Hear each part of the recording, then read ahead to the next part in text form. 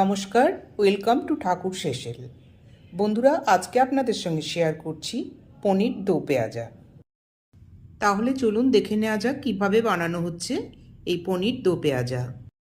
পনিরের পিসগুলো এইভাবে চৌকো করে কেটে নিতে হবে। এরকম করে সব পনিরটা এখন কেটে নেব। পনিরগুলো সব কাটা হয়ে গেছে। এখানে 300 গ্রাম পনির নিয়েছি। এবার চলে যাচ্ছি পরের স্টেপে। একটা বড় সাইজের পেঁয়াজ নিয়েছি। পেঁয়াজগুলো এরকম পাপড়ির মতো কেটে নিয়েছি, যেভাবে চিলি চিকেনের পেঁয়াজ কাটা হয়। আর একটা বড় পেঁয়াজ ছোট ছোট করে কেটে নিয়েছি। একটা বড় টমেটো ছোট ছোট পিস করে কেটে নিয়েছি। আর আছে 3টে চেরা কাঁচা লঙ্কা। বাকি মশলাগুলো বানাবার সময় বলে দেব। দিয়ে দিচ্ছি 2 টেবিল চামচ রিফাইন্ড অয়েল। তেলের মধ্যে দিয়ে দিলাম 1 চিমটে নুন, যাতে পনিরগুলো ভাজার সময় ভেঙে না যায়। তেল গরম হয়ে গেছে। পনিরগুলো এবার তেলের মধ্যে দিয়ে দিচ্ছি ভাজার জন্য।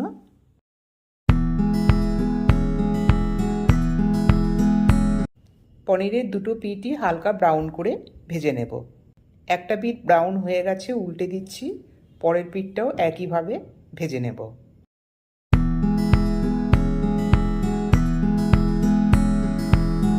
পনিরগুলো ভাজা হয়ে গেছে, এবার সব তুলে নিচ্ছি।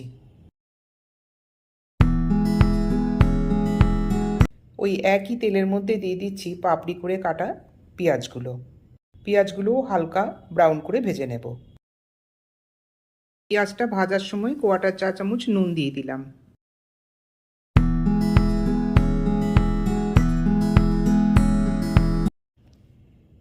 পেঁয়াজগুলো ভাজা হয়ে গেছে, এবার এগুলোও তুলে নিচ্ছি। ফ্রাই প্যানের মধ্যে দিয়ে দিলাম আরও 2 চা চামচ রিফাইন্ড অয়েল।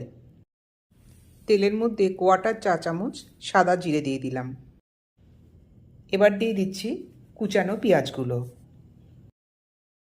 পেঁয়াজ কুচিটাও হালকা বাদামি করে ভেজে নেব। পেঁয়াজ কুচির মধ্যে 1/2 চা চামচ আদা বাটা দিলাম।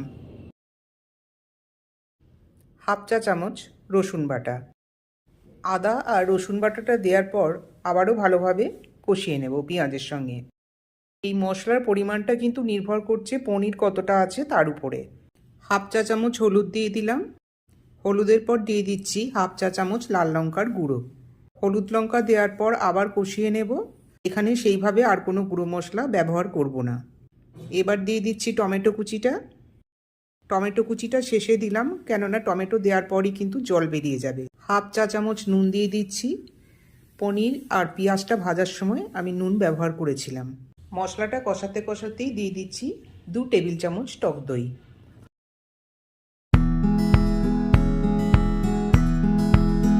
মশলাটা যাতে পুড়ে না যায় সেজন্য কিছুটা জল ব্যবহার করলাম। আর কিছু মশলা এখানে দেওয়ার নেই। এবার দিয়ে দেব পনিরগুলো। ভাজা পনিরটা দিয়ে দিচ্ছি।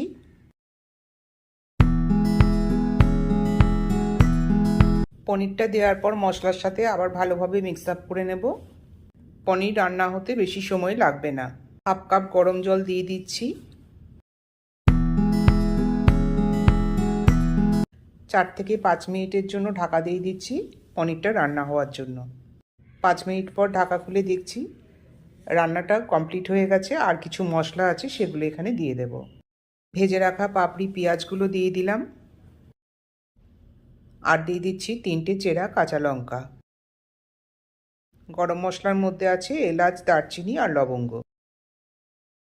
1/4 চা চামচ গরম মশলার গুঁড়ো দিলাম। 1/4 চা চামচ চিনি দিলাম। এটা পুরোপুরি অপশনাল। আর দিয়ে দিচ্ছি কিছুটা ক্রাশ করা কসৌরি মেথি। এই মশলাগুলো দেওয়ার পর আবার 2 মিনিটের জন্য ঢেকে রাখবো।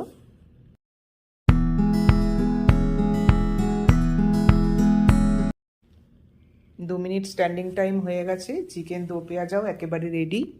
পনির দো পেঁয়াজা আমরা হাতে তৈরি রুটি বা প্লেন সাদা ভাতের সাথেও খেতে পারি। এবার এটা প্লেটে পরিবেশন করে দিচ্ছি। বন্ধুরা, এই রেসিপি কেমন লাগলো কমেন্ট বক্সে জানাতে কিন্তু ভুলবেন না। আর পাশাপাশি অনুরোধ রইল চ্যানেলটি লাইক, শেয়ার এবং সাবস্ক্রাইব করবার জন্য। আজকে এই পর্যন্তই। তাহলে দেখা হবে আবার অন্য কোনো রেসিপি নিয়ে। নমস্কার।